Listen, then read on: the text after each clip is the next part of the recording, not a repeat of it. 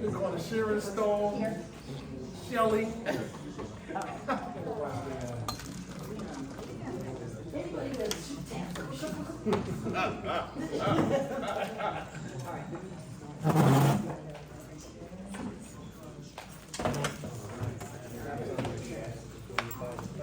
Okay, so I'm going to turn the mic over to we have a short amount of time. Our candidates, thank you so much for coming. I know that it was hard for you to get here. There's a ton of activities going on. So with that being said, we're going to turn the mic over to Kim. And so first of all, can we just say thank you to Tina Marie Russell for always being civically engaged, and the rest of her staff. I'm sorry, I don't know all of your names, but they are situated right over here. They're going to be a part of the panel, or it's going to be at, not the panel. You're going to be the panelists. Is that what it's called? Okay, panelists who are going to pose questions to these judicial candidates, and we have one sitting judge, Judge Stephanie Sawyer, who is actually running for retention. So thank you for being here, because that's a big deal as well. That's also going to be going on this year. Before we start, I want to say this. There are questions that are going to be posed to the judges. And, you know, as such, sometimes judges can answer certain things, and sometimes there are things that they cannot answer, depending upon how the question is posed. If you feel or find that you have a hard time answering a question because it may be too close, let me know, and we can kind of connect it to something that you can do or you can talk about. I know that Judge Sawyer is here. I want to give her a brief opportunity to talk about her retention run, because I do want to thank the judicial candidates that are here. It's a very busy night. We're nearing 13 days before the election, and I would ask everyone to tell a friend or two or five, because we really need people to pay attention to these races. There's no other thing that's more important than a judge that has the ability to hear information about everyday life. Whether it's child custody, whether it's your home ownership, whether it's your traffic court, and whether you can still drive, all of those things. They even hear cases with employment discrimination. I mean, we know the criminal court stuff, but there's so many things that these judges will be sitting in front of and judging. So we want to know a little bit about them, but also how they think and how they would be as judges. So before we begin with them, I would like to invite Judge Sawyer up just to give us a brief understanding of her race. Oh, and Brian, thank you for coming. No, sorry, Brian, no, it's okay. So we'll turn it over to you. So good evening, everybody. Good evening. The difference between the primary election that's happening on May 20th, hello, and the general election, hello, which is happening in November, is the retention election is for those that are seeking an additional term. The difference between winning a seat, being the top amount of folks that actually win the primary election, versus someone who is just getting a yes or no, right? In the history of the Court of Common Pleas, let's be honest, there's only been one judge who's lost the retention election. And I think it's a little bit of a mess, right? A little bit, because if you actually serve 10 years or 6 years on the bench, right? Shouldn't we know what you've done in that 10 or 6 years that gives you a right to ask for 10 or 6 more? But typically that's not what happens. Typically, because particularly in the city of Philadelphia, a retention election is kind of an exercise in just the next day, right? There are not many retention judges that don't get retained. We don't get a chance to shine a light on the actual importance, as we've heard, of what a judge does, right? A judge, the difference between a mayor or a president, which are very important positions, right? They have policies. They have policies which indeed will trickle down to folks, and they're very important. But judges change it tomorrow. Judges change where you go the next day. Rather you go home, rather you pee in a cup, rather you sit in a box, rather you see your children, rather you get properly compensated. So it is very important to keep your eye on the ball. I see I have 1 minute. Didn't even get a chance to say anything about resource-based sentencing and supervision. That's the program. Okay, all right, with that being the case, that's the difference between retention and the election that's happening on May 20th. Well, I'm not only valid May 20th, I am indeed on there for November 4th, and I hope everybody lets folks know. Thank you. Thank you. Thank you, Judge Story. And I would, do you have a website for Sentencing Next Resource? Yes, sentencingfoundation.org. I would encourage all of you to go to sentencingfoundation.org. What Judge Sawyer is doing is very It's on the paperwork too. If you look on the back of my palm cards, you'll see the website there. Oh, she's got it all together. Of course she does. But I will tell you this, what she's doing is very transformational, and it's something that I have wholeheartedly supported because I do think we need to start bringing community into the courtroom because these people are making decisions and we don't want them to make decisions in a vacuum. We want them to make decisions based on the social networks and connections that people actually have. So with that, we're going to start. I'm going to let the panelists introduce themselves, but before I do, I want to just say thank you to Omar Sabir's office, the Commissioner's office. Thank you so much. And I want to say thank you to the Mosque for allowing us to host it. And we have another judicial candidate. Yes. Now for the judicial candidates, you're going to get a signal. You have 2 minutes. And you will get a signal when you have 1 minute to answer a question. We will be taking questions from the panelists over here as well as the audience. Okay, I know some of these judges may have to leave, so if they leave, it's not a slight to us. They just have a couple other stops to make as we're winding down to the last 2 weeks before election. So without further ado, I will let the panelists, we should let the judicial candidates introduce themselves first, and then we will let the panelists. So if you can start, I'll start down here. If you can just introduce yourself, what you're running for. I don't know if you had a number or anything, and you know, we can just go there, go from there.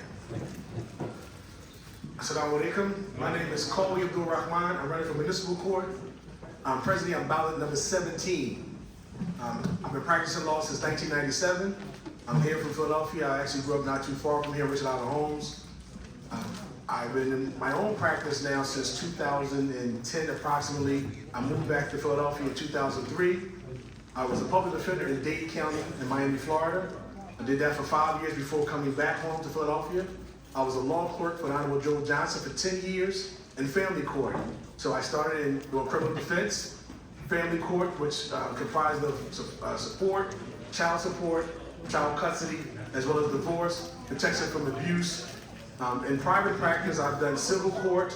I actually had a home issue out in Lancaster County, which is scheduled for jury trial in a couple of months. So I've done every possible type of case throughout the court system. I'm running for municipal court, so it's going to limit my jurisdictional range. But in any court that I practice, I'm able to do the work.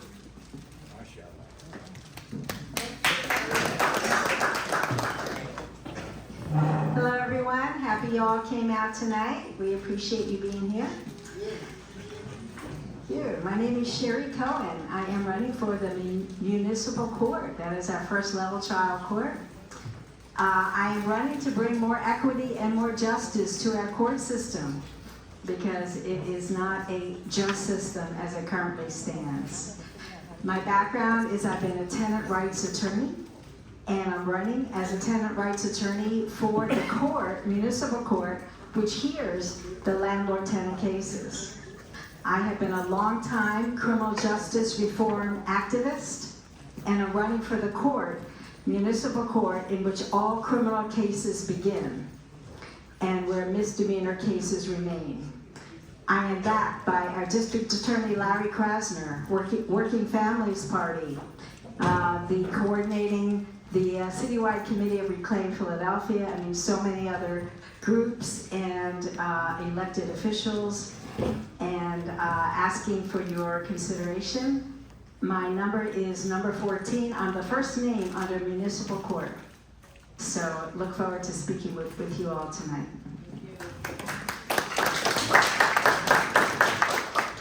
Good evening, my name is Leon King. I'm number 5 on the ballot. I'm running for Court of Common Pleas. I have been a lifelong civil rights attorney and public servant. I started off as an assistant city solicitor under Mayor Good, a deputy city solicitor for civil rights under Mayor Rendell, a deputy city solicitor for labor under Mayor Street. I was promoted to general counsel at the prison under Mayor Street. I did my legal job so well that at age 39, I became the youngest commissioner of the Philadelphia prison system here in the city. I went on after that to chair the city's Criminal Justice Coordinating Committee. I went into private practice for 8 years. I went down to Baltimore, ran the jails back down there, came back. I was in private practice for 8 more years, and my most recent public service appointments were as a Special Assistant Attorney General for the Commonwealth of Massachusetts. I'm licensed there, and a Special Assistant for Civil Rights to the Sheriff of Bristol County. So that's my experience. I'm running because when I was young, I was given a second chance instead of being locked up. The judge gave me a break, and 20 years later, I was running the prisons. I'm a civil rights attorney, and you know all the stuff going around about civil rights. So I know the Constitution, I will enforce the Constitution. And if you're wondering what you can do in this day and age, when everything is under attack, elect judges like me who know the Constitution and will enforce it. Thank you. Good evening. My name is Larry Farnese. I'm an endorsed candidate for Court of Common Pleas by the Philadelphia Democratic Party. I'm also endorsed by the Working Families Party. I'm on the ballot right now as a recommended candidate by Reclaim. So if you're a member of Reclaim, think about voting for me for the endorsement. I think it's for another week or so. It's open.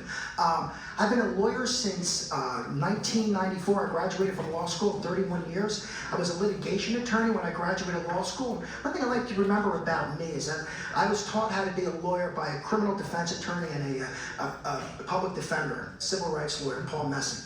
And he told me the most important thing is to bring the human side to the law.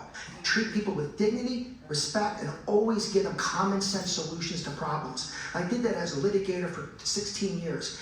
After that, I took a turn and I became a state senator. For 12 years, I represented Pennsylvania's 1st senatorial district. I was a member of the Judiciary Committee, and I was responsible for overseeing some of the greatest criminal justice reform legislation in decades.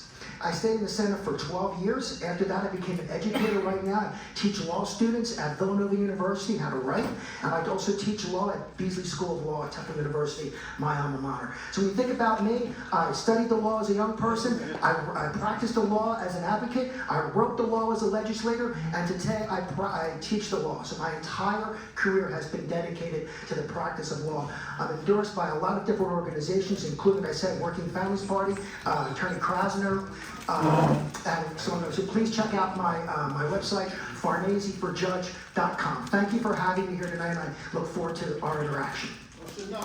Number six.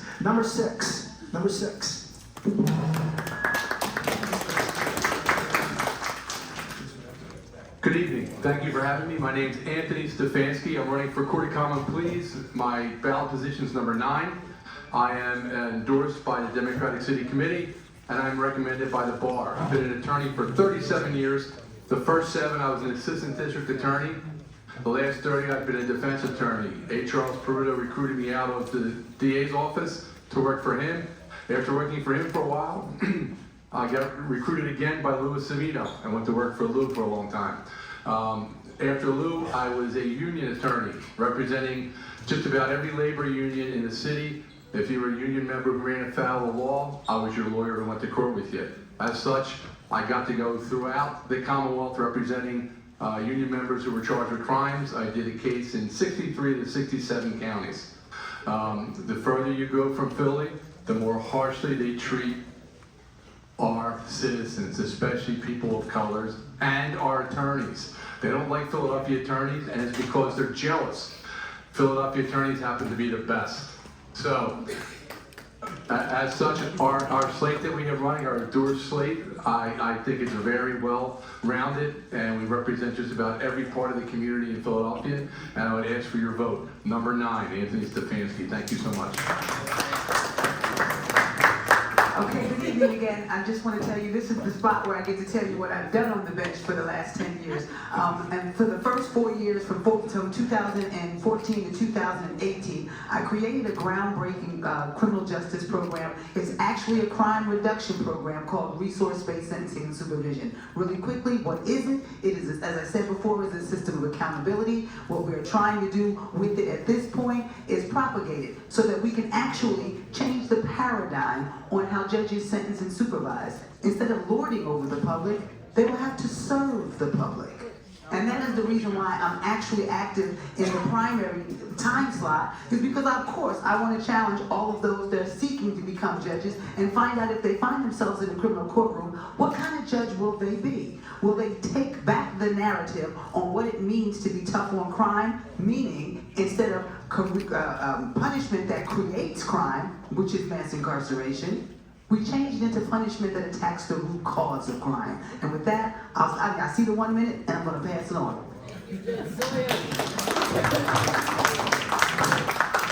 Good evening, everybody. My name is Brian Kiselewski. I'm a recommended candidate by the Bar Association. I'm an endorsed candidate by the Democratic Party, and I'm a husband and a father.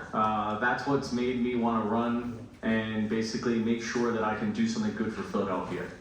It's important that we have judges that care about the people that are going to be in front of them. The first half of my career I spent in the courts. I worked in the First Judicial District. I was a tip staff, I was a law clerk, I was a staff attorney, and then I became a court administrator. And it was in that capacity that I decided that we need to do more for the people of Philadelphia. We need to do more for the people who come into the courts every day. So when I was working in City Hall, I made sure that we did more than just the bare minimum. I created an office called the Elder Justice and Civil Resource Center to make sure that people had information, access, had an opportunity to consult with an attorney, to be able to take ownership and know what their cases were about. It was through there that I decided I wanted to become a pro bono attorney, and I spent the last 8 years working at 2 different law firms representing clients in civil rights, housing matters, and whatever other matters the community needed, whether it was nonprofit, community services, anything. That's what I'm bringing to the branch, making sure that everybody has access, opportunity, and a judge that's going to listen to them and spend the time to make sure they understand what's happening. Again, my name is Brian Kiselewski. My button number is 7. I appreciate your time, and thank you for having this event. Good evening, everyone. My name is Tanisha Henry, and I'm a judicial candidate for the Court of Common Pleas. My ballot position is number 13. This microphone is weird. Can y'all hear me? Okay, all right. Make sure you said it, this is not against your time. We are recording and streaming live, so if we can keep the noise back there, because I want them to hear what they have to say. So go ahead. Okay, yes, thank you. I appreciate that. I'm a West Philadelphia native, a Girls High graduate, Howard University graduate, an international missionary where I served in St. Michael, Barbados, West Indies as a teenage missionary. I'm also a lifetime servant. I've been born to serve, and service for me starts at home. It's the people that are immediately accessible to you right here in your communities. A little story about that is that even though I'm a preacher's child, my first law job was at an Islamic-based law firm where I helped the attorney to create legal documents for Islamic persons before they travel for their religious journeys overseas. And if you know anything about the federal law versus Islamic law, sometimes it does not always mesh. So we had to be very tactful in giving people the documents that they need should something happen to them when they went overseas to balance their religious law versus the federal law. I believe he was the only attorney in the city. The office is in West Philadelphia. But that was my first legal job serving communities at large. More than that, I've given 10 years of free legal services, 10 years in public service law interest. I'm a former mediator, a former city solicitor, former judicial law clerk, former hearing officer, which used to be called a master, which means that I presided over cases in my own courtroom. Currently, I'm providing group home services to at-risk children through 18 homes across Pennsylvania. That's why I was late today. I apologize. I just got from working out of town, but it was for the children. I am currently endorsed by the 1st Ward, the 2nd Ward, the 18th Ward, the 24th Ward, Citizens Networking for Progress, Working Family Parties, TWU Local 234, that's SEPTA. I'm currently being considered by Reclaim Philly, endorsed by Mount Airy Dems, and currently being backed by D.A. Krasner. Tanisha Henry, number 13. Thank you.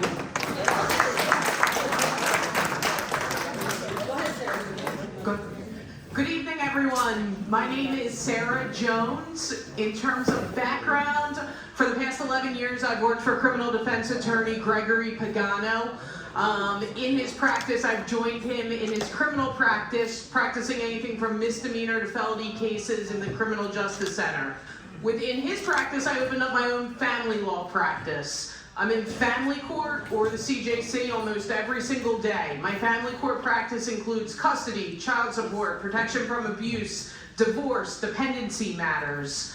I'm running because I think we need judges in family court that have experience with family court cases, judges that understand protection from abuse law, judges that understand the best interest of the child factors. That is why I chose to run. I'm one of the youngest candidates running. I'm 37 years old. Some of you might think that that is a disadvantage. I see that as an advantage. Most of my clients have been my peers. I can relate to their issues. I understand what's going on in their lives. In 2024, I did successfully argue before the Pennsylvania Supreme Court. I want to thank you all for being here tonight. I usually have my husband here too. He's a union worker. I gave him the night off tonight, so just me. Thank you, everyone. Good evening, and thank you so much for having me. My name is Irina Erlich, and I'm running for Judge, Court of Common Pleas. I will be number 8 on the ballot. I'm endorsed by the party, and I'm recommended by the bar. I've been practicing for almost 25 years. I came to this country in 1994 as a political refugee from the former Soviet Union at the age of 21, learned English and went to law school. What I believe I'll bring to the bench is balance. I was a prosecutor for 13 years, and the last 12 years I've been in private practice, focused on criminal defense, immigration, and representing elderly and disabled people in the orphans court. I make sure that people's rights are not taken away without due process. This is very important to me as somebody who came to this country as a political refugee, who grew up in the totalitarian country. I believe that it's very important, no matter who comes before me, gets a fair trial and a hearing. And I pledge to all of you that I will be that kind of judge. I am endorsed throughout the city. I'm endorsed by the Klan, by Working Families Party, by all the open wards, because I believe that I'm fair and people trust me. And I pledge to you that I will be that kind of judge. I will bring my experience, common sense, and empathy. I'm 52 years old. I have 3 sons. And I believe that I will be the kind of judge that you all will, if God forbid you need to come to court, you will want to be in front of. Thank you so much. Thank you. So thank you so much to all the candidates. And you know, it's the first time I've ever seen candidates tell their age, but that's good too, because they're being very transparent. Before we get into the questions, I just have to say a quick thank you to our councilman, Jay Young. He is a lawyer, so keeping in theme with the legal system. He's come up through the ranks, and if you just want to say a couple of words, because we have important elections. Really, really briefly, thank you all for being here. You've been here tonight shows that you care about your community, you care about the future of our city. Again, I'm Jeffrey Young, I'm the council member for the 5th Council District. So me being an attorney, I have a keen understanding of what these folks up here are going through, running for office, but also as a representative of you all, to provide you with information that if you have any questions on some of the things that they said, you can always reach out to me and I can provide some clarity, some answers for you in a legal setting as well. So thank you all for being here. I appreciate you care about your community. Thank you. And he's so relatable, I call him Jay. I'm sorry, jumping up. And I want to, without further ado, I want to make sure that we give the most greatest applause to our Commissioner Omar Sabir, who runs a wonderful program and has really turned up voter turnout. So, Commissioner Sabir. Hello, how is everybody doing? Is everybody excited about this election? Yeah. Need some enthusiasm about this election. There are some people since November who are sitting inside of their house afraid. They're afraid. Some people haven't really come out their house. They haven't really accepted the results. The one thing about democracy, when democracy works for you, you can't be rah-rah-rah. And it doesn't work for you, your candidate that you pick doesn't win, means that you sit down. So you vote in spite of sometimes. But now we're voting for our future. And these judges, they have a critical impact on your life. They can take your life, they can take your property, they can take your children, they can take your freedom. I mean, come on. I think that's enough reason for us to get out there. But they also can get back and administer justice. There are some great judges. And we're at a critical moment in our country right now where the judges themselves is going to decide what the trajectory of our country is. Much like they did 60 years ago with the Civil Rights Movement. It's going to be judges that's going to have to sort out who has the authority and what's going on. There's some unprecedented things that are occurring in our country right now. There are some people who are not listening to what the court say. So it's going to be a lot that's going to get sorted out. But these judges matter from the local level all the way up to the Supreme Court level. The decisions that they make can carry all the way up to the United States Supreme Court. And in some instances, that we just saw, there were judges from Philadelphia Court of Common Pleas that are now serving on the federal bench. So this is a good pool. So this is very critical.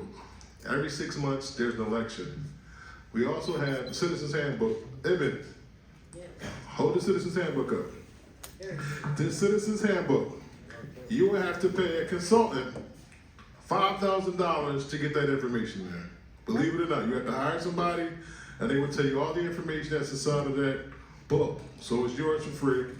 And it tells you and lets you know what buttons to press. Because I know people want to press buttons, but you have buttons to press. And also we have our satellite locations that are open now through Election Day. So that means that if you're inspired by what happened here, tomorrow morning at 9 o'clock, you can walk in and you can vote. You can walk in, request your ballot, and you can vote. And this Saturday, we're having a day of action across the city. We'll have a DJ, we're partnering up with Committee of 70 and DJ at the polls. So we're calling everyone to come on out. We're going to DJ, we're going to have food. It's going to be festive. We have one satellite location inside of each councilman district. So the one in the 5th district is right on Broad and Dolphin, but we have them all over the city. DJ, festive, spread the word. Let everyone know how critical it is to vote. And remember everyone, now is the time, and our time is now.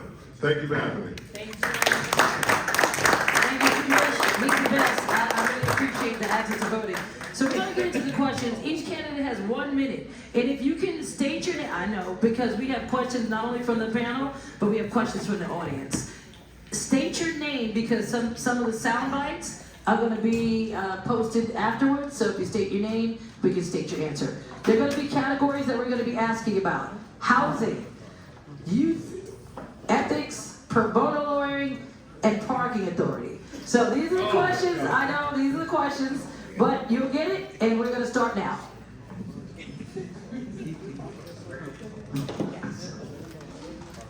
My name is John Dahiro. I'm a community activist and the founder and director of the TCRSO Community Healing Center. Yes. Well, I would say, we're going to answer it. This is a question about the youth.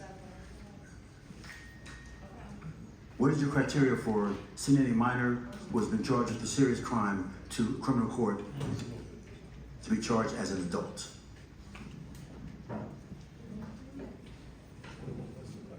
So I think the question has to do with children being charged as adults. And so I guess we can talk about philosophically where you are with that. Sure. So sorry.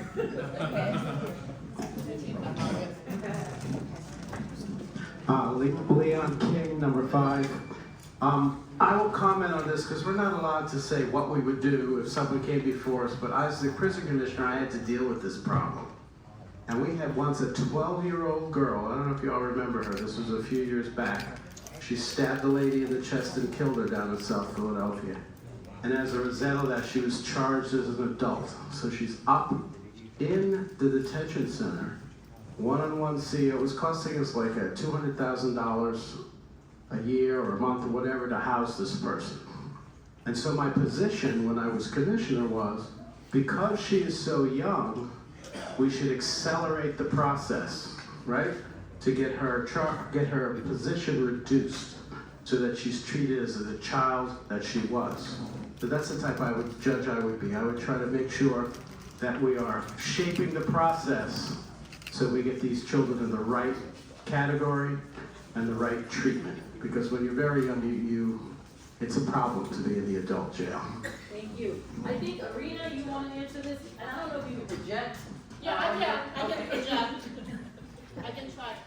Irina Ehrlich, number 8.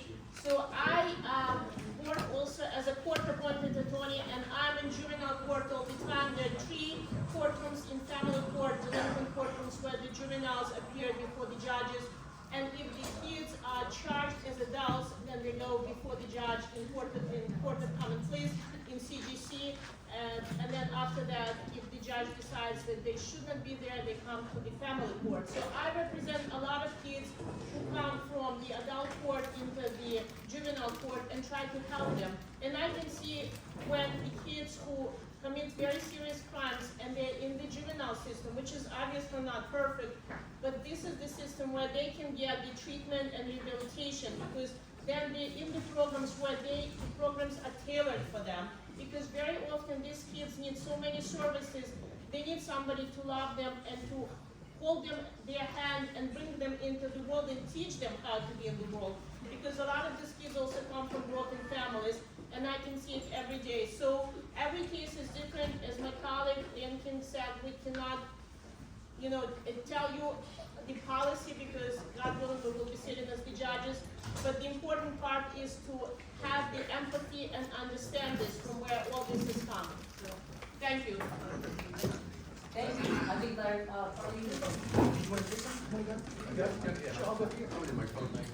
Thank you. Thank you. Anthony Stefanski, number 9. We're bound by the Juvenile Act, and the judges, we really don't get to decide how to charge them. That comes from the DA's office, but we do get to decide whether or not it's going to be held for court, and that's the MC judges would do that, and then the CP judges would have them for trial. But there's a problem with the Juvenile Act. I'm glad you brought that up. They left out a very important part. There's a situation where a juvenile, say he commits a crime, say a 15-year-old boy is charged with raping a 14-year-old girl. Everything's done, she's interviewed, they prepare the affidavits and all that, but nothing happens for 10 years. Now he's 25 and she's 14. That case is still open. Then they get arrested, she's now an adult, he's an adult. He should have been treated as a juvenile if he would have been arrested before. The crime happened as a juvenile. There's no function for that. And I've been talking to the senators and a lot of the legislatures about changing that in the Juvenile Act, so I hope we can do that. Thank you. Just very briefly to sort of dovetail on some of the other things folks said. Larry Farnese, number 6, Court of Common Pleas. One of the things I would like to really think about if I'm privileged to serve is looking for alternative types of resolution called restorative justice. And I think it really works very well with juveniles. We can actually look for different ways for collaboration, for understanding. Take the pieces of punishment and debt repayment out of the picture. I'd like to be able to push a lot of that.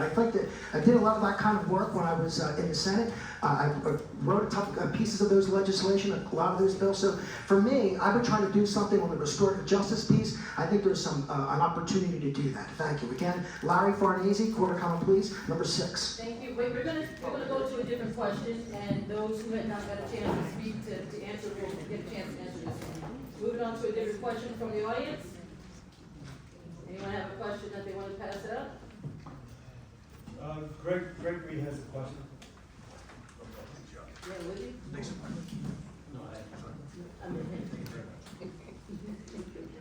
actually have 2.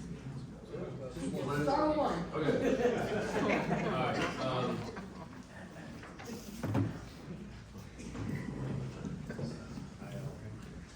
right. How do you think public trust in the judiciary can be strengthened, and what role do you think judges play in this? Alicia, we'll let you go first. Good evening, thank you for that question. This has been one of the most important questions to me. Because I worked for either the city or the court my entire career, I know where the bodies are buried, and I often get to see the complaints that come from the community about their mistreatment before either a judge or a hearing officer, or even court administration or court staff. And so that resonates with me. Yes, every one of us here has a well-decorated resume, but what is your character and your integrity like, and how do you treat people is what we should really be looking at, because everyone here is qualified. And so this has been my focus. I believe that in order to restore faith and trust and confidence in the government, and we have to take actions that appeal to the human beings that we're looking at. Yes, we must consider the law, but are we considering the traumas that bring people into the court? And when we hear the traumas, are we addressing just the law, or are we addressing the traumas? Are we addressing the underlying circumstances that got them into the courtroom? Are we addressing their lack of housing or the inability for transportation to get to school? When you're hearing a case, it should be a total person approach to the matter. I think that's what we're lacking. And my mentor, Judge Canty, would say, Tanisha, you can't empty the sand in the ocean with a teaspoon. I'm going to be a teaspoon and hope, just like Judge Sawyer, that I can join some of those initiatives so that we can restore faith and confidence in the bench. Thank you, Tanisha. We're gonna go to Sarah. Can I talk without the microphone? I project well too. Sarah Jones, number 11. I think one thing that we can do, and that starts with judges, and it also starts with their court staff. I've always been a firm believer that if my court staff needs to go to some type of training, I need to go to that training with them. Why?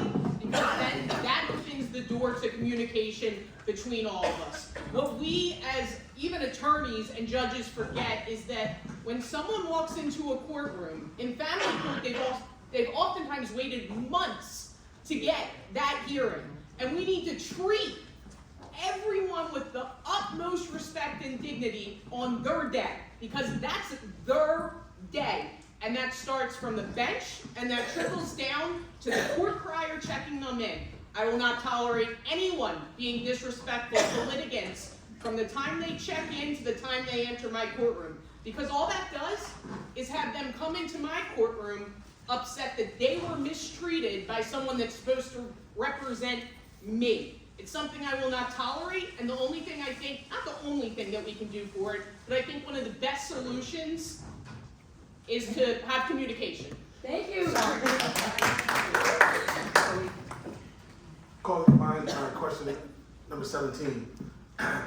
What we have to think about, the question is dealing with whether or not we can bring something back to the judiciary and make the community feel as if the judiciary listens to them, understand them, is there to actually to protect them, and put the safeguards in place that make sure when a person comes into court, they one, feel like they're being heard, two, they feel like they're being respected. The most important thing when you're dealing with the court system is try to relieve some of the anxiety that comes along with coming to the court system. Whether it's a criminal case, whether it's a civil case, or whether it's a family court case. The anxiety comes from you not feeling as if the judiciary is there to make sure that you are protected. How do we can do that? One of the major things is by trying to stop the pay to play. If you have people who are there who are independent, it's a lot easier to deal with. You feel that you are being protected. If you don't feel like that, you feel like some backroom deals are being done, you will never believe that this court system is there to protect the people. There you go.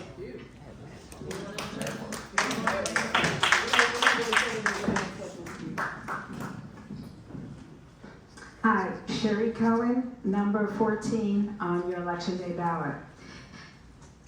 I have been a tenant rights attorney in municipal court. That court is known by people who go before it as eviction court. That is an example of the distrust people have in that court system. They do not think it's fair. It is not fair. And that's why people with my background who have represented tenants need to be judges on that court to balance that court. Also, our criminal justice system and our other systems, our family court system, are what is underlying our court system is a history of racism. And we need people coming to the court who understand that, who are not there to continue to perpetuate it. So we must interrupt that. We must change our court system so that everyone has the possibility of real fairness in the court system. That will create trust in our court system. If we change the trajectory of our court system from where it is today, then we will begin to develop trust in the court system. Thank you, Sherry. Thank you. We're going to move to the next question from our panel. I really appreciate the answers that were given, and someone, thank you for shouting on the elephant in the room, that underlying a lot of our issues in the courts is racism, institutional, so I hope we do a lot more to combat that. Hi everyone, my name is Tina Marie Russell, and we are in North Central Philadelphia, CDC and RCO. Hi, this is Tina Marie Russell from North Central Philadelphia, CDC, RCO. We are the collective, and we are an organization of a bunch of organizations who came together to provide a source of a location for everyone to come together and talk to the candidates for this particular occasion for running for judge. And our questions are, the category is what category? Doesn't have one? Okay.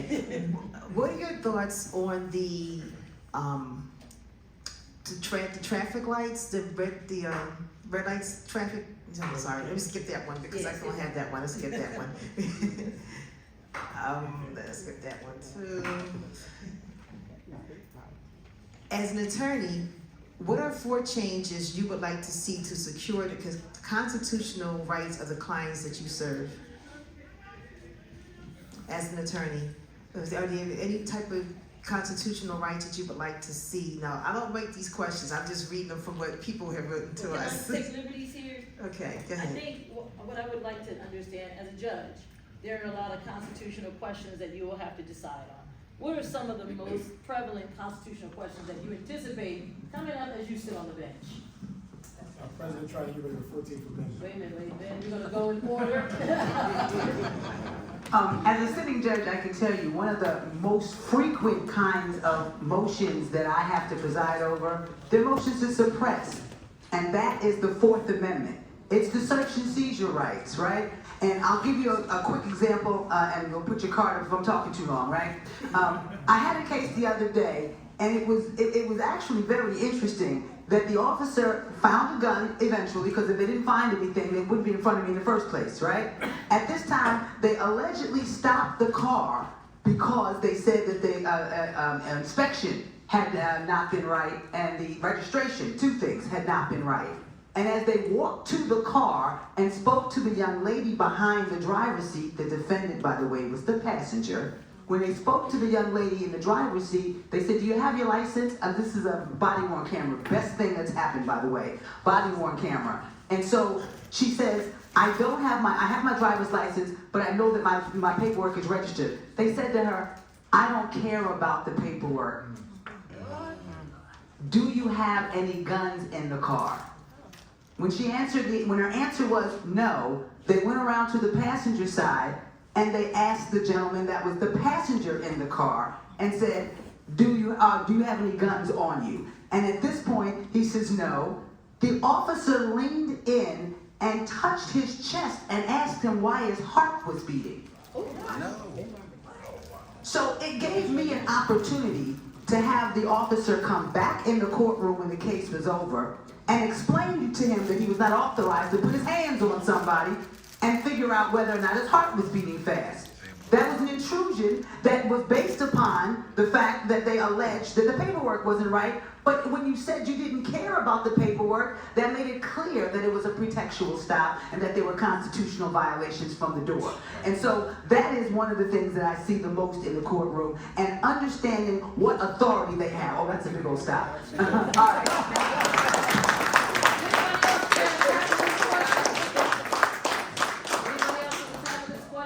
Of course you know this is civil rights.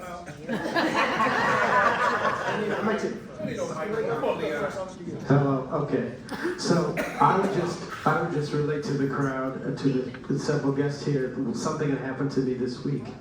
So I had a phone call from a young lady or a mother whose daughter was locked up for murder. She had like 22 or whatever years, and she was talking to me about the poor representation that her daughter got that led to this whole thing. And she told me that she went to the judge, told the judge that she didn't like the attorney, that she wanted to change the attorney, and she had another attorney, to take over. And the judge told her she couldn't do that. And people have a constitutional right to have whatever attorney they want to hire. And, if she had someone to replace him, that the judge should have allowed that. So that's one of the things I would be looking at. And, if someone wants to, it's not on the judge. Yeah, go ahead and change your attorney. But that's what happens when you have judges who've already decided what they think about the defendant, and therefore they're not giving him a break. So I would like to focus on those types of things It's going to be the Fourth Amendment always in the criminal context, and then in landlord, tenant, and other things, it's due process. The opportunity to know the charges against you and to have due process before they take your property. And so those are some of the things I would focus on. And due process is big in this country now. You read the Constitution, right? It says you shall have due process. There's no exception if you're Mexican, if you're El Salvadorian, if you're Muslim. Always you have due process. What's that say?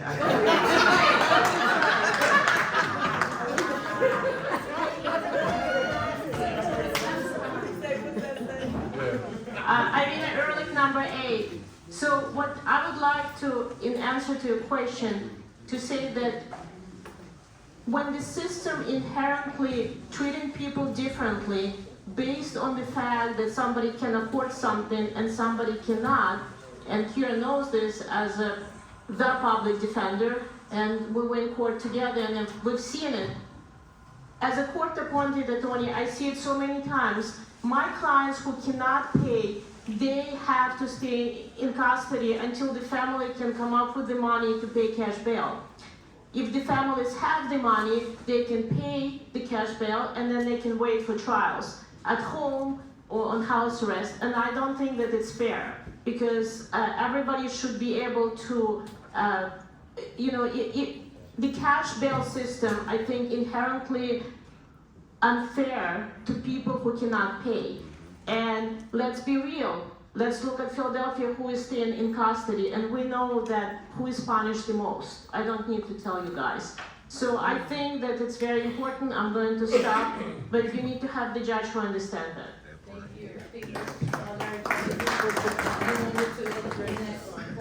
Thank you very much. Larry Farnese, number 6 on the ballot.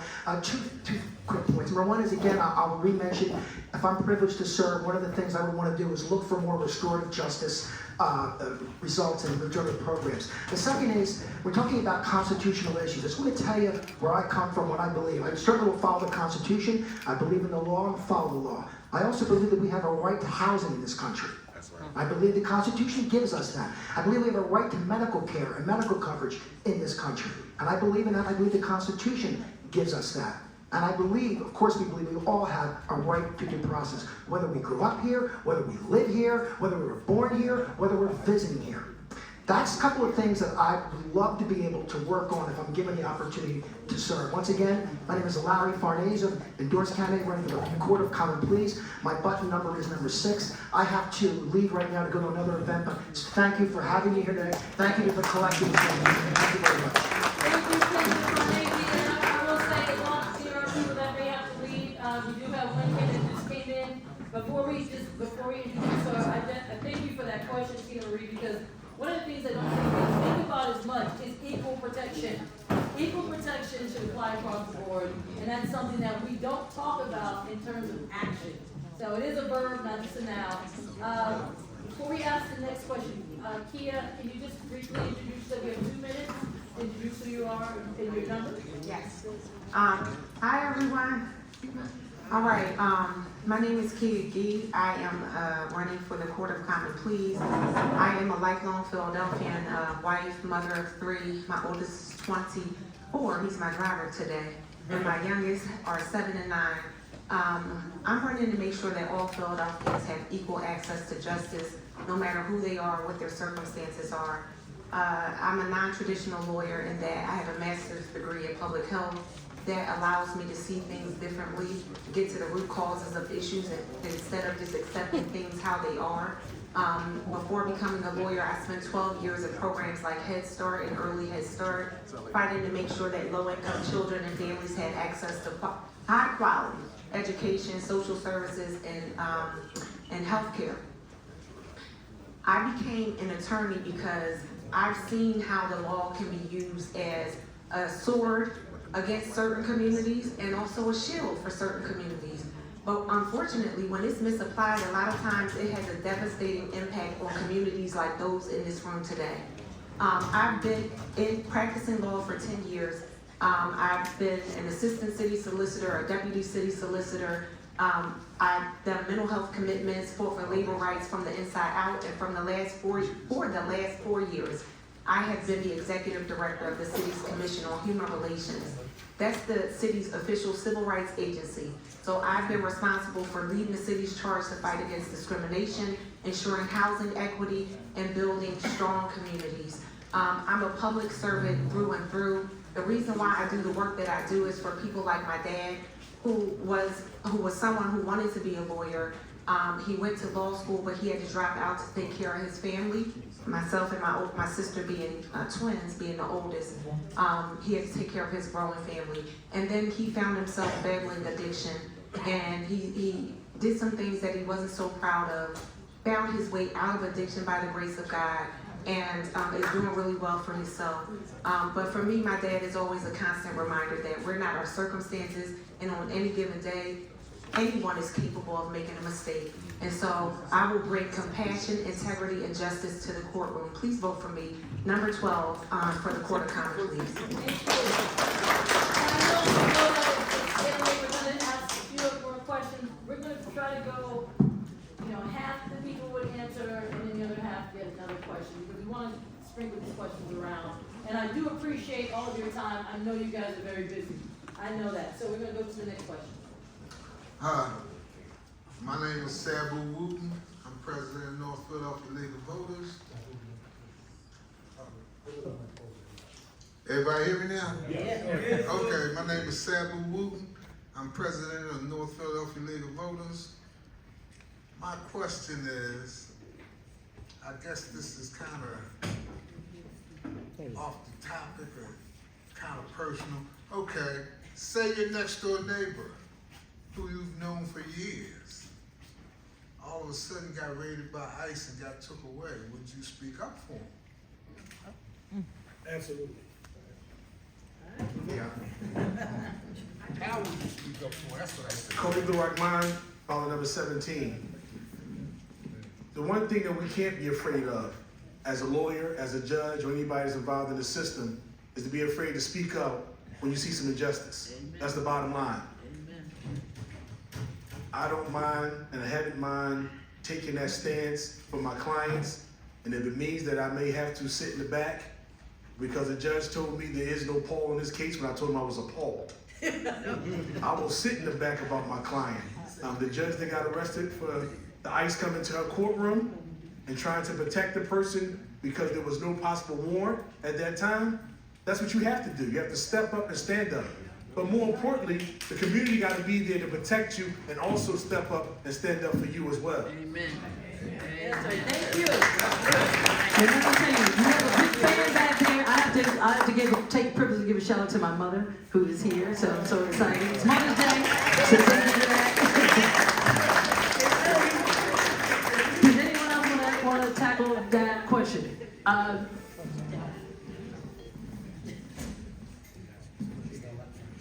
Brian Kislewski, the attorney Rahman said it all, but yes, you stand up for things that are right. I've handled numerous immigration and cases like that where you're fighting for people that don't have a voice and can't fight for themselves. It doesn't matter if you're a neighbor or somebody you don't know. When something's wrong, and that's it. Whether you're a judge, whether you're a store worker, whether or not you're a husband, a father, it doesn't matter. When you see something happening, you need to do what's right. And so as a judge, that's the same thing that comes over. When you see somebody getting taken away by ICE, whether it has a warrant or doesn't have a warrant, you stop. You ask questions, you offer your assistance in what you can do. As an attorney, we have more power to be able to do that because we know the system, but it's important that every single person in this room does the same thing. When you see something wrong happening, you stop, you ask questions, and then you do something about it. Thank you. And I just want to remind you guys, it's streaming, there will be sound bites, so continue to say your name and your number. Hello, I'm Leon King, number 5. I would advise you to be more proactive than that and don't wait for ICE to come and get your neighbor. So I have a friend of mine, Joshua. He's afraid they're going to come get him and go to El Salvador. I'm not sitting back and waiting till they come. I said, you need to have a power of attorney made out to me. I need to have access to your bank accounts, your houses, your house, all of that stuff. Because if you get taken away from by ICE and you don't have a power of attorney, nobody can help you. you can't hire a lawyer, right? If you're locked up and no one knows where you are, no one can hire a lawyer for you. So you have to have all that stuff set up ahead of time. So when you take it away, you got somewhere to go. I'm serious about it. You got to think about it ahead of time and prepare.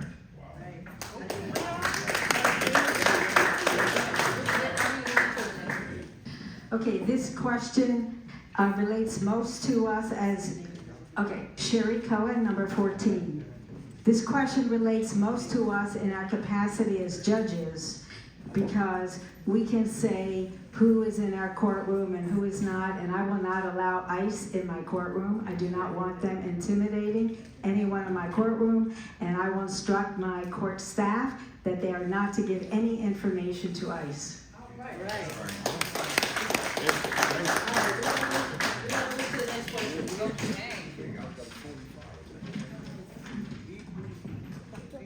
Good evening, everyone. My name is Nadira Griffin with Communities Connected. I am the Philadelphia ambassador for the 10 council-mandated districts. I am a former teacher of the Philadelphia School District. I am a former federal employee as a program analyst and liaison for payroll, vetting, audits, fingerprinting, custom seals, badging, and I volunteer at various organizations feeding over 600 people weekly. Also, I provide free mental health, cognitive, and behavioral therapy for individuals because there are a shortage of mental health workers, and it takes 6 months to a year to actually get evaluated. By that time, a person could commit suicide or homicide. Also, one last thing, I also provide community-based resources, filling out LIHEAP applications, PICO, CAP, CRP, Homestead, and I've also helped individuals save their homes from being foreclosed as well as taking, yes. Look at that. And that's it. But that was great. Thank you for everything.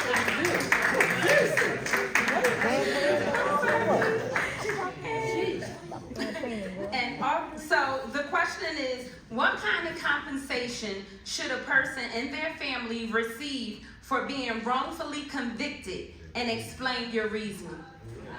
Wait. We're gonna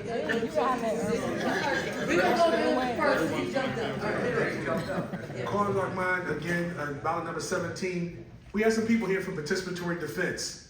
And one of the things they talk about the people who actually get exonerated for wrongfully convicted, it requires people like we had, what Mr. Farnese has left, people are state senators. We need people to change the law so that way there will be an opportunity for you to get compensation. It's up to the court to have a jury trial and people to say whether or not you should receive some compensation. We have to understand that the whole system, judiciary, the executive, as well as the legislative branch, is how we get our rights and protect our rights. Our defense is to protect you through the judiciary, but the legislation has to come up to allow you to get this money when they know they did something wrong to you. But they want to use reparations, you know they want to use no damn money back.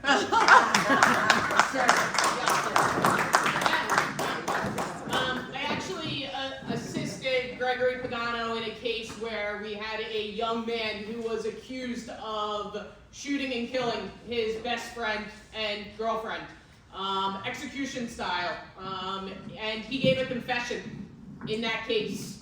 After hours being interrogated, he gave a confession that he did it. He was found not guilty after it was proven that he gave a false confession, something that oftentimes is not able to be proven. We did end up suing the city. He did receive compensation for that experience, and just being a part of that really opened my eyes that, you know, this is a young man that confessed to murdering his best friend, and he didn't do it. And he received a settlement, and from that, so it's an important issue. Can I tell you how much I'm not going to tell you how much he received. I don't remember off the top of my head, but it's also up to the jury how much, and I agree that the legislative, you know, should be changing those laws so they can receive more. Thank you. All right, we can move to one more question. Hi, I'm David Evans. I am a member of Brewery Town Sharswood Neighborhood Coalition. I'm a leader of the Clean and Green team, Environmental Justice for All. And then I'm also a chapter leader in Reclaim for the North Central neighborhood. So if you have any questions about Reclaim, holla at me. So my question comes as in the form of gun violence and youth. In your role as judge, how would you collaborate with community organizations, schools, and families to help prevent youth from entering the criminal justice system due to gun violence? Thank you. Tanisha Henry, number 13. Before I was a litigator, I was a mediator. I worked with Good Shepherd Mediation Program. It was on Shoe Avenue at the time. And one aspect of the program was restorative justice initiatives and services. And we actually worked on weekends to bring children into the office. One, to mitigate the circumstances, to do some apology work, to do some acknowledging, and to kind of do some self-digging, but also to focus on where do we go from here, and what are you interested in? Do you have interest? Do you have a mentor? Is there someone pouring into you? And if not, we can establish and build those things here. As a mediator first, I come from a mindset of collaboration and bringing everybody to the table. I believe in bringing a plaintiff and a defendant to the table, as we did at Good Shepherd, so that they can talk to each other, get an understanding and assessment of one another, and issue their apologies. And oftentimes we would see friendships come from bringing them in on Saturdays and doing that work as a mediator and as offering that apology work. I believe that when these children do come into the court system, that's necessary. That should be your first go-to. They're children, their minds are not fully developed. Oftentimes when they're out here doing silly things, it's because they're lacking something at home. So then that's when you address their services. How can we help you to deter you so that we don't see you again? And when I worked in family court, we did this live from the courtroom, connecting them to things within their neighborhood and providing the transportation to help give them something to do to shift their focus and their behaviors. And you'll see that for some, they adapt. For others, they will never adapt, but the community cannot stop trying and not enter the court system. Thank you. You talk about a collaboration with the community.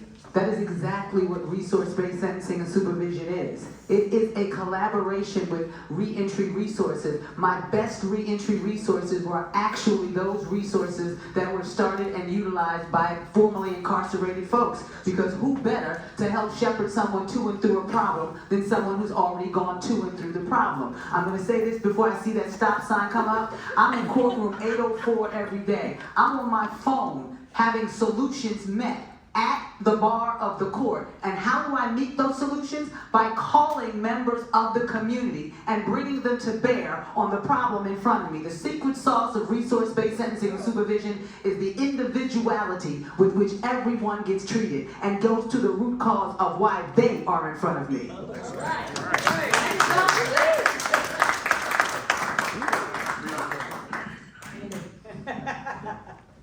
Leon King, number 5 again. I just want to encourage you, as the prison commissioner, I was dealing with the kids who already came, and I feel like we forget about them.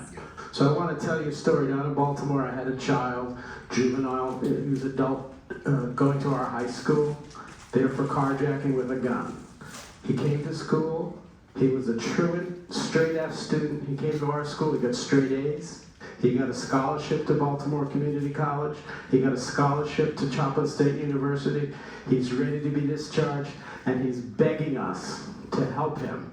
He had nowhere to go but back to his crack-addicted mother. He had no money for books. He had no money for an apartment. He had no money for nothing. We tried very hard, but we got in trouble because as COs and administrators, we're not supposed to be helping people who are released. We lost track of him in the pandemic. He didn't get any help. You know what happened? He was rearrested for another crime with a gun.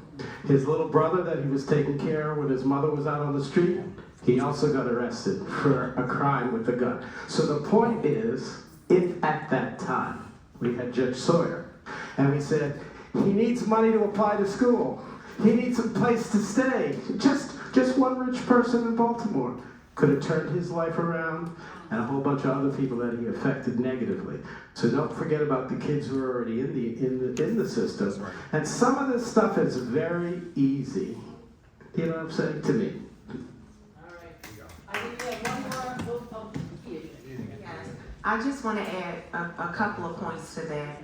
First of all, I was the executive director of the Commission on Human Relations. So part of my responsibility was to build strong communities, meaning that we're going out to communities in crisis and giving youth particularly the skills that they need to solve their issues with words and not weapons. And so one of the things I believe judges can do is form partnerships with community organizations, form partnerships with city government agencies, because we need to hit the youth a lot younger than we are hitting them. Right now it's high school, but we need to get them well before high school, middle school. And so also when we're seeing cases that are coming before us with youth who are in certain high schools, we know that there's conflict in those high schools, right? So we need to make sure that somebody can reach out to that principal and find out, do you need extra support in your school?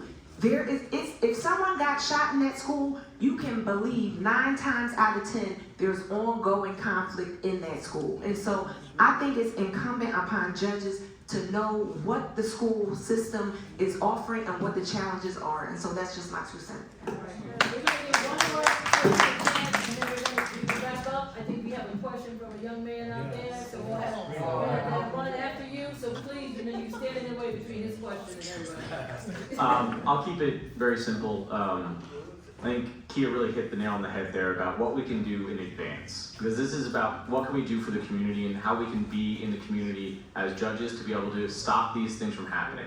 I think part of it goes to another question about judges being in the community and showing people that we are just members of the community as well. Making sure that we come to community events, making sure that we're out there showing the young people.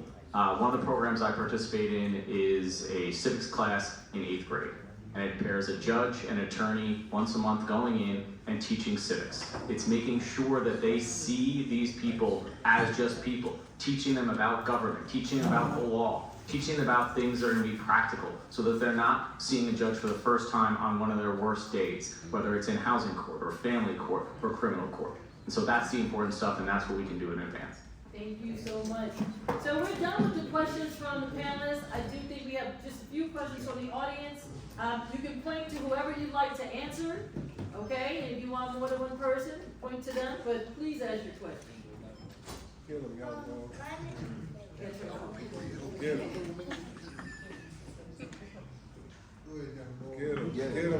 My name's Maurice. How did you become a judge? That's my question. Might as well do this. Yeah. Maurice, thank you so much. Irina, and number 8. Tell your parents vote for me.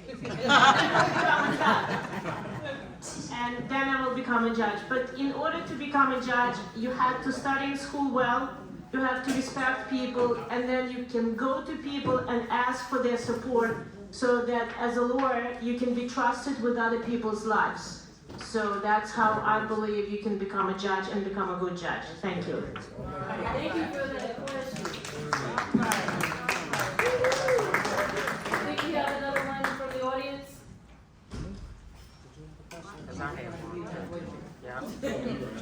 Who is it here? Me. Oh, yeah. So, hello. So, I am I'm an advocate in the community, and I'm everywhere. But long story short, this is my question. How do you hold each other accountable, and how do we hold you accountable to us? You know, I feel like sometimes when judges get into their seats and they become judges, you sit there, you become jaded, and then whatever you started off to be, you kind of shift sometimes. I'm not saying all the time, I'm not saying everyone, but how do y'all hold each other accountable? Do you even hold each other accountable? And how do we hold you accountable? Thank you. Yes, Anthony Stefanski, number 9. First of all, you have to be true to yourself and from where you came from. So if you came from good parents, people know you're a good parent because you're a good person. You can't let the robe change you. We call that the black robe disease. And you are right, there are a number of judges who do have the black robe disease. My close friends who are judges do not. So I hope that I'm going to be like them. This lady here does not have the black robe disease. No. She would help anybody who asked her for help. That's what you got to do. And if I came across a colleague that I knew was doing something wrong, they would hear it. And I don't think you'd have that problem with any of us, any of the endorsed candidates, because we're all pretty close and we were well vetted. And if one of us is messing up, they're going to hear it. So I just think, bottom line, you got to be true to yourself and where you came from. Thank you.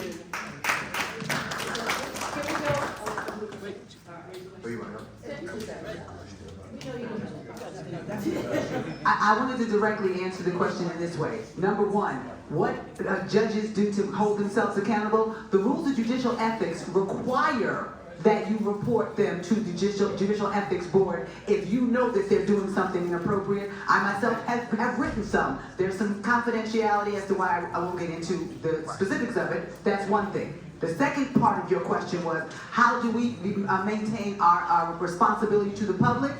By y'all voting. Amen. If you don't vote, you don't care. That's right. All right. Before you lock up, we just have a quick topic. Yes, so how do we hold them accountable? Can somebody up here talk about how we can visit your courtrooms? I just learned this 2 years ago, I think, about us as citizens visiting your courtrooms. That's one way that we can do that. Can someone talk about that?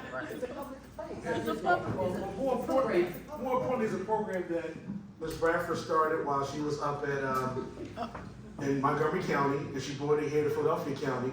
Participatory defense. Again, I'm speaking about people I know are involved in the program was here. What that program does is it brings people from the community to come and sit with the defendants. People from the community come and sit with the people who are defendants. People from the community comes in, not family members, people from the community who's interested in how our system works, how our laws should be divvied out, and whether or not we are fair and true to people who are sitting in court. This is a program, again, that she created. You'll hear everybody else get their claim for it, but every chance I get to stand on the tower to say, this is where it comes from, and this is how you hold judges accountable. You come to court. You sit with people who may not have the family members who are able to come to court. Everybody that don't have somebody in court doesn't mean that they don't have anyone who loves them. Work means you may not be able to get off of work to help your loved one out. But programs like participatory defense allows that to have people there. I want to piggyback off the last question, but I don't want to cause too much trouble. Ethics. When you pay to play, that's unethical. Exactly. I'm going to let Martha ask the last question. Oh, yeah. I'll let Martha and then one more, and then we have to closing statements. Okay. Good afternoon, everybody. My name is Martha. I am a facilitator at the North Philly Hub for Participatory Defense. Shout out to Keith. Thank you for that. Shout out to Participatory Defense. So just to share a bit of what the community is seeing. Most cases start with the client and the attorney. Attorneys are not visiting or meeting with their clients. And we are watching communities being torn apart by wrongful conviction, over sentencing, just by sheer lack of communication. I tend to believe in oaths that human beings take when they take jobs. We feel like somewhere along the line, folks are backdooring the oaths. How do we, as community members, on behalf of defendants who are incarcerated and have no way to get to you, how to talk to y'all? That's right. The first part is you gotta, judge gotta want to speak to you. They gotta respect you in order to be able to listen to you. Who wants to answer that? Because I think she brings up a very legitimate point. Many of you see people come to court saying, I have never seen my lawyer, I've never talked to my lawyer, and sometimes the process continues to go on, so, as a judge. I think and I'm going to piggyback on, I've been in front of Judge Sawyer numerous times, and one thing that she does is she asks the defendant in front of her, how's the program going? And I'm gonna get to the point, okay? And sometimes they're like, I don't wanna give the wrong answer. Like, the program's fine. And what Judge Sawyer says is, I'm not just evaluating you, I'm evaluating the program too. And I'm translating that to, she listens to what they have to say, and with that, finds out what she needs to do next, okay? If that person says that program isn't working for me, well then she's gonna get on the phone and say, why? If someone comes in front of us and says, my attorney does not answer the phone, ever. Okay, well then I'm going to call that attorney and say, tell me, when is the last time we have Zoom links to talk to people in prison? That Zoom link is going to be on our calendar. I know it's on my calendar, I get the link, it's in our email. Show me a Zoom link. When's the last time you met with that person? They're easy questions, they just need to be asked.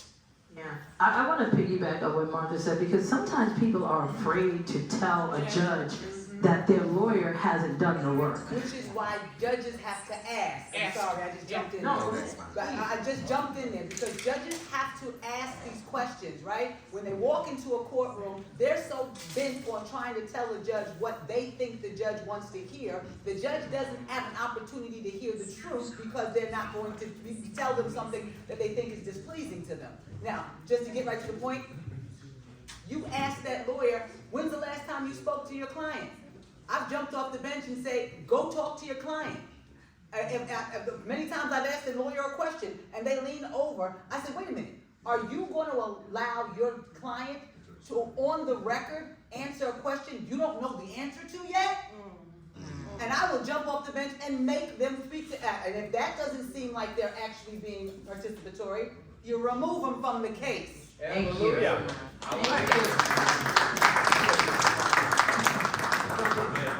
One question and then do the last one, Greg. I hate the microphone, because I'm a church worker and I always gotta use the mic. You gotta come this way, you're videoing yourself. I'm not videoing you. All right. I don't do that. I'm a church worker and I'm a volunteer for a lot of stuff, mostly share and my church.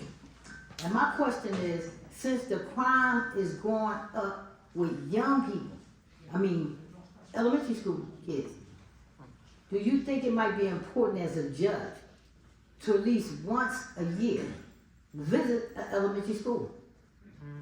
Good question. Yeah. Anybody other than we know Steph? Yeah, you know I always have to answer, right? Anybody? Tanisha. Thank you.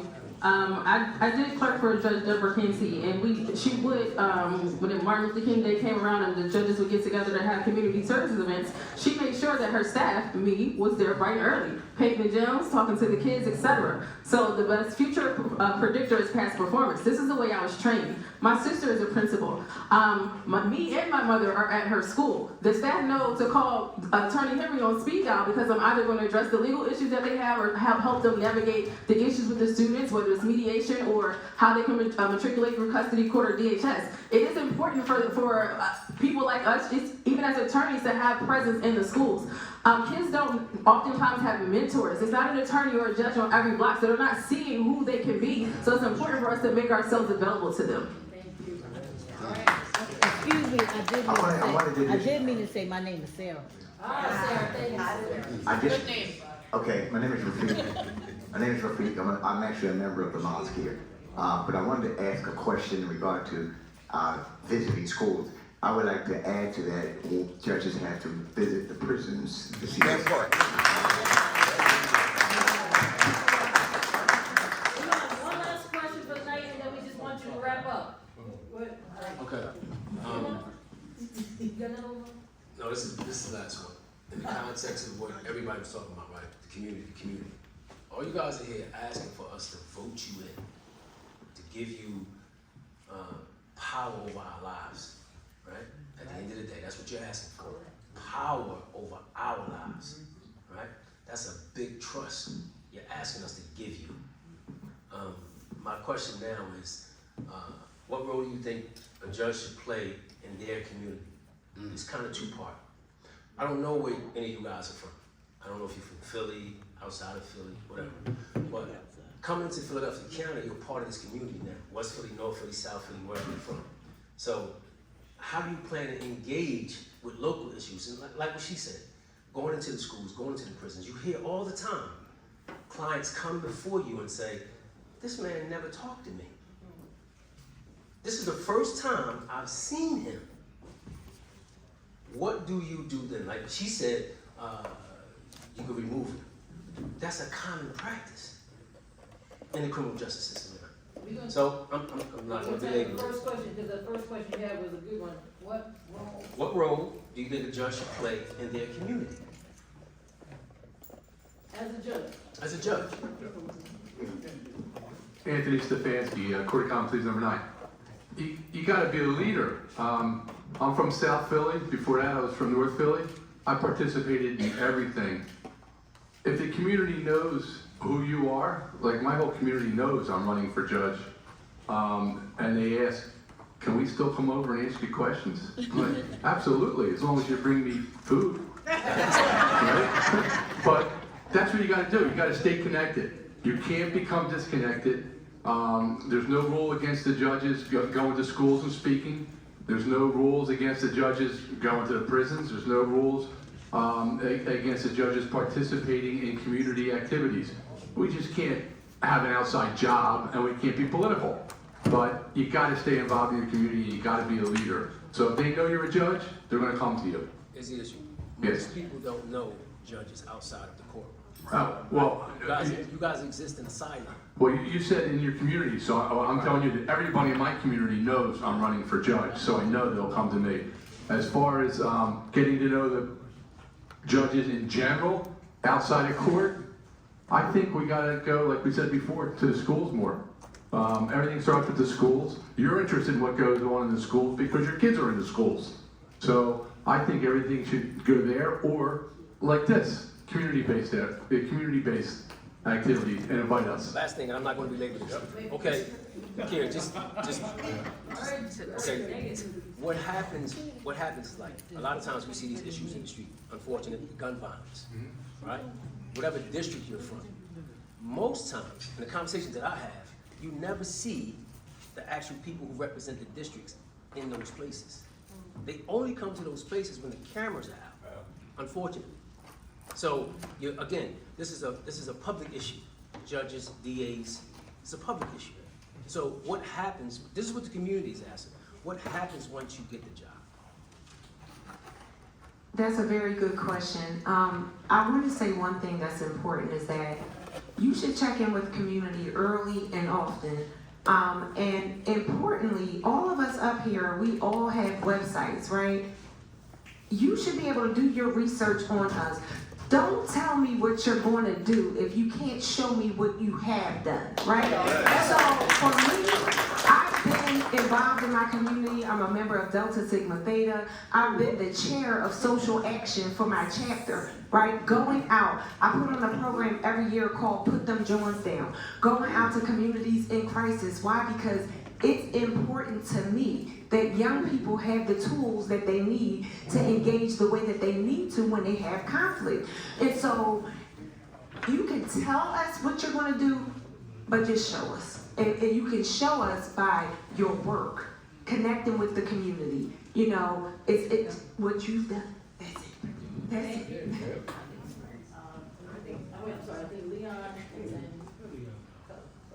Tanisha, and then I can say, don't start timing me yet, because you asked the question. No. You asked the question, how do we hold each other accountable, right? I know, but they all hold only me accountable for how much I talk. So they should anyway. So as far as going out into the community, you look at my website, I have the DNA, I call it touring because I ran jails. You gotta walk around, you gotta meet with people, you gotta hear what's going on in the community, and you can do that as a judge. You just have to get it. The big crutch for a lot of judges is, you can't predict how I'm going to rule, and I can't take a political position, but you can be out in the community listening And you can be out in the community talking about the administration of criminal justice or justice in general. He can do that. So like Kia said, go look on my website, see what I've done with the community, and I pledge to you I'll continue to do that with the community. You invite me, I'll come back see you. Yeah, we're gonna have to wrap up pretty soon, but I want to invite Imam up here. I'm so sorry, Imam Azam. Thank you, Imam Azam.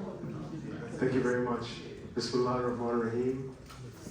In the name of the God who is most gracious, ever merciful, we greet you all with the greetings of peace. Assalamu alaikum wa rahmatullahi wa barakatuh. You know, there's nothing more honored in Islam than justice.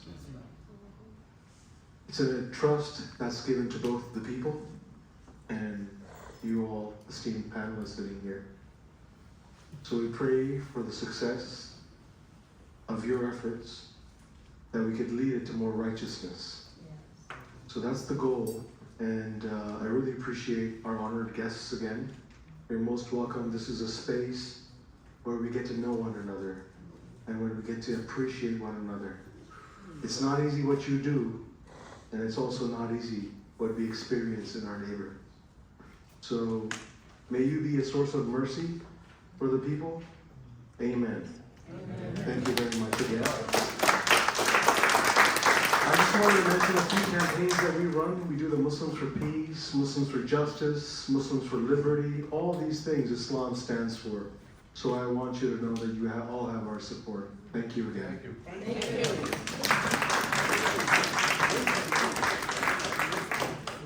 All right, well that brings us to the end of, we have to give a very special thank you to our volunteers. You know what, I can't see. It's okay, so I don't have my reading glasses either. So we want to say thank you to our timer, Marcus DeLeon. Our video people, Sarah Haynes. We have news, I forgot what news you represent? Trans US. Okay, Chair USA? Okay, yes. We have another video person, we have, shout your name for me. Yes, so it's Ills Wills Watuzi, and that's Ill Will with two Z's, and it's spelled ILLZWILLZ.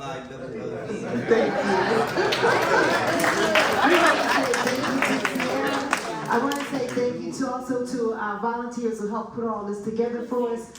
We looking at Deja, Steve, Marie, Kathy. I'm looking more back here. Blue over there in the corner.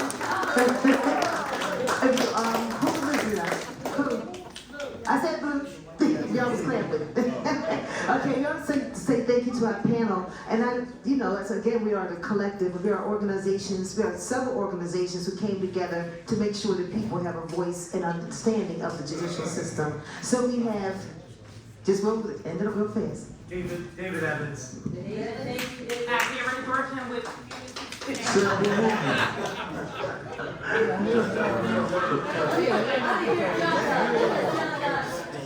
John Dotterell. And I'm Tina Marie Russell. And again, thank you. We're going to go closing remarks now to our.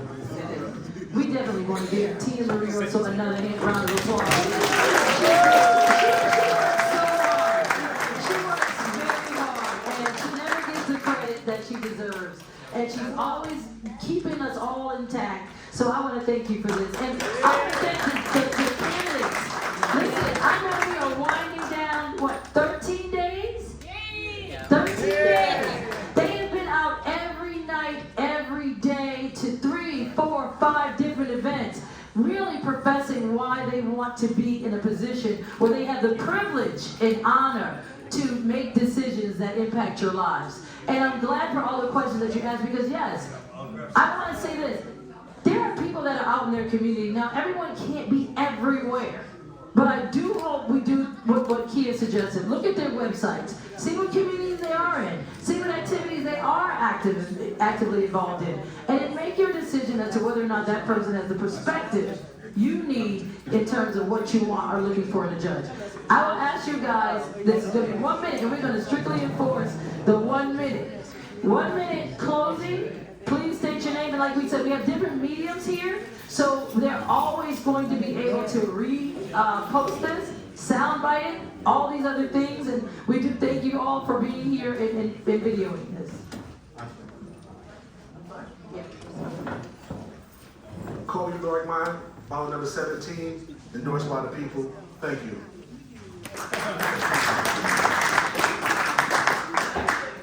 Hi, I'm Sherry Cohen for Municipal Court number 14.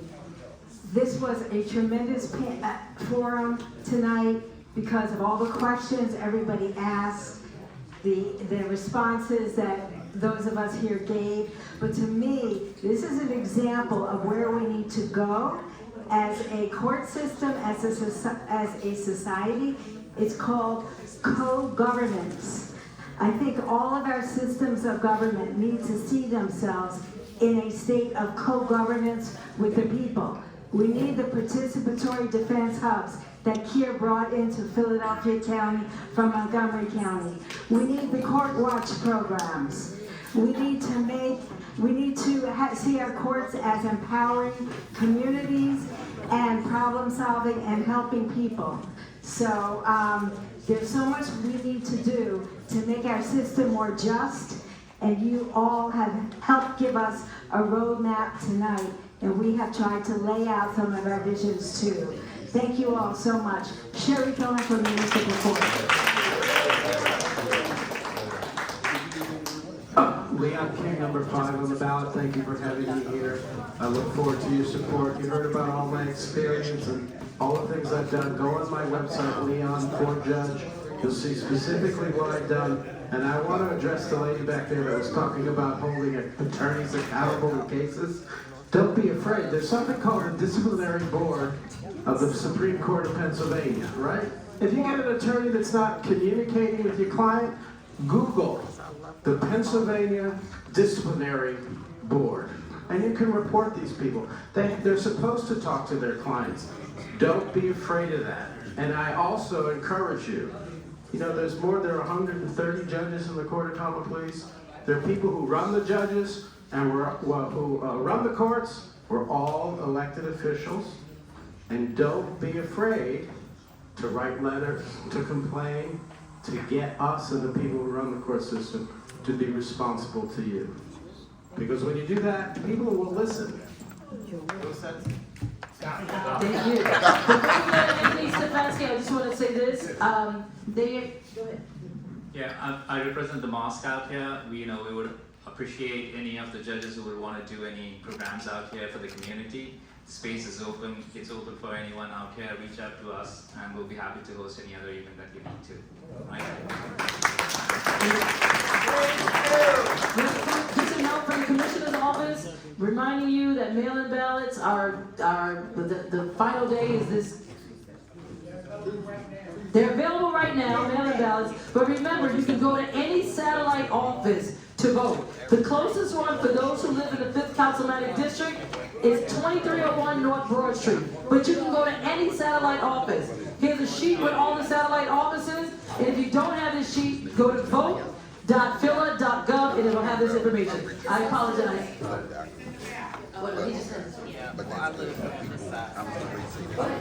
Thank you.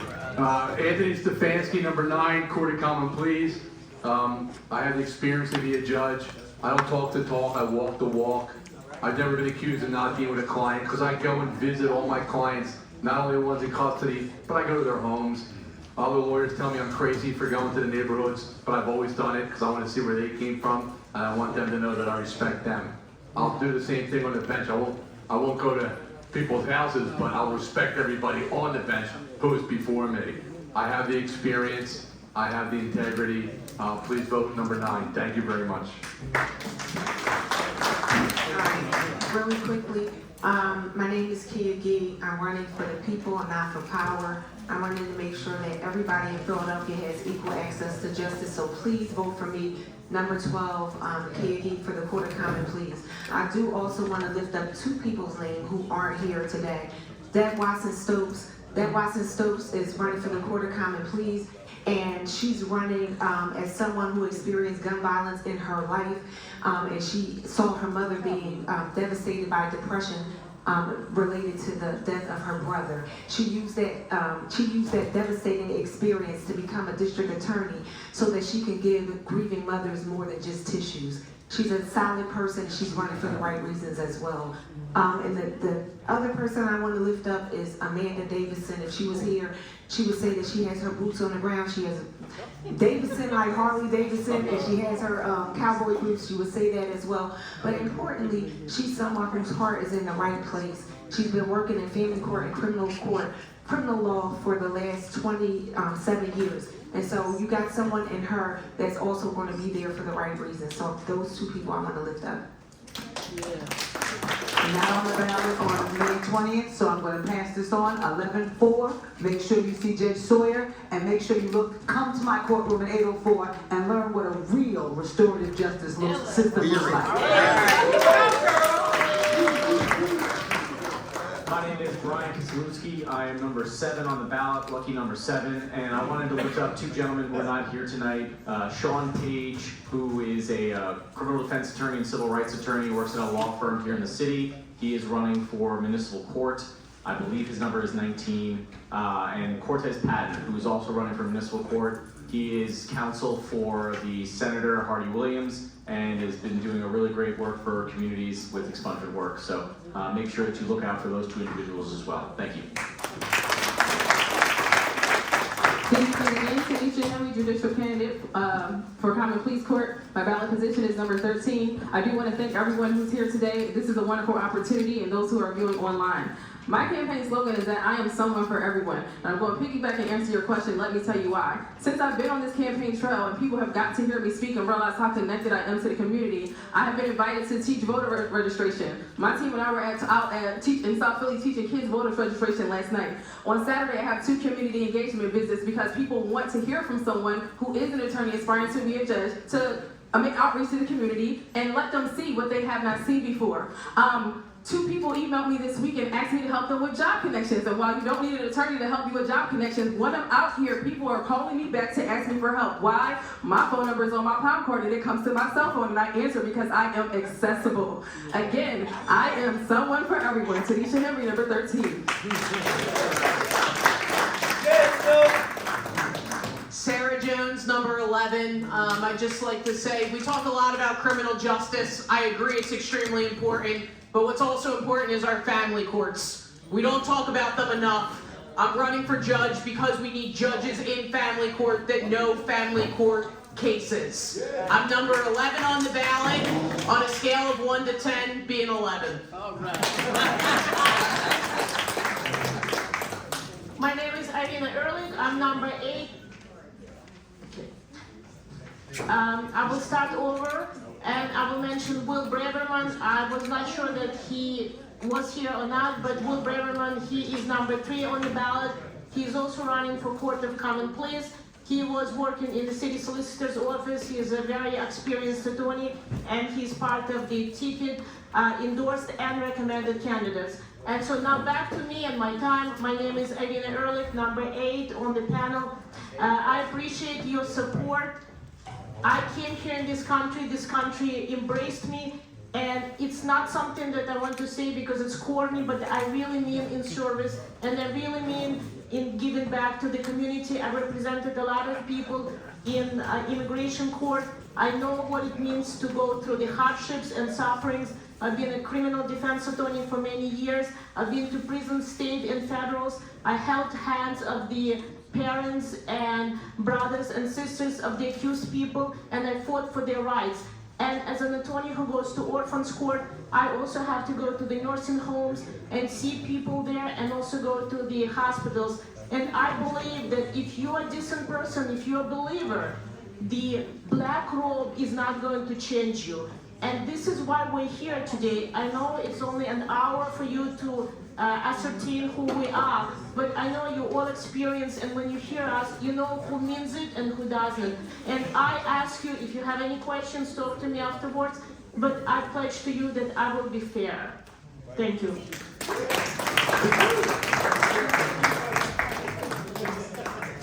Okay, thank you everyone for, don't go away yet. Just one more minute. I need some pictures from everyone, just so you know. But more importantly, I want to say thank you to Sierra. I forgot about her. She's also one of our panelists. And I also want to say thank you to our MC of the night, Kira. And she takes a picture, right?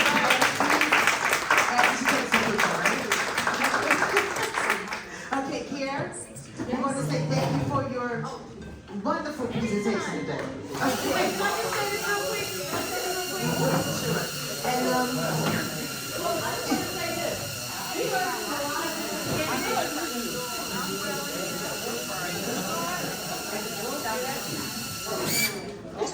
We've heard from a lot of different candidates. There are several different seats on the courts. There are 9 slots on the Court of Common Pleas, so you can pick up to 9 people. Please use every pick. And there are 3 for the municipal court. So altogether there are 12 slots available for new judges to come on the bench and be a part of the judicial system. And we can't go wrong with any of the people that were up here tonight. So thank you guys so much for all you do.